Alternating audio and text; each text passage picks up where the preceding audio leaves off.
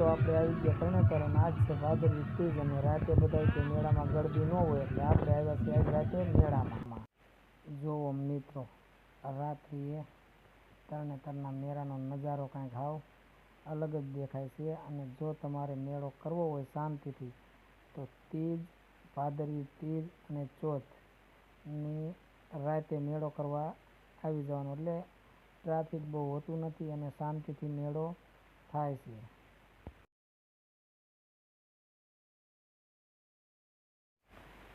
અને જો ખોડાભાઈ તો આગળ ને આગળ હાલ્યા જાય છે અને હવે તો આપણે હાલી હાલીને થાક પણ આપણને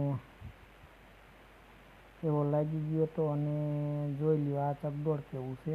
આપણે તો આ પહેલી વાર મેળાની અંદર ભાર્યું, ઊંધો કાંટો થઈ જાય, હાવ ઊંધા જ થઈ જાય.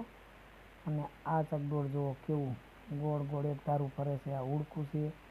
અને જો કાંઈક મેળાનો નજારો હવે આવો છે અને બધા વિચારે છે કે હવે શું કરવું, એટલે ખોડો અને પૂજા બે જાય છે બ્રેક ડાન્સમાં બેહવા. અને અમારા મક્કાભાઈનું તો મોઢું ફાટ્યું રહ્યું છે.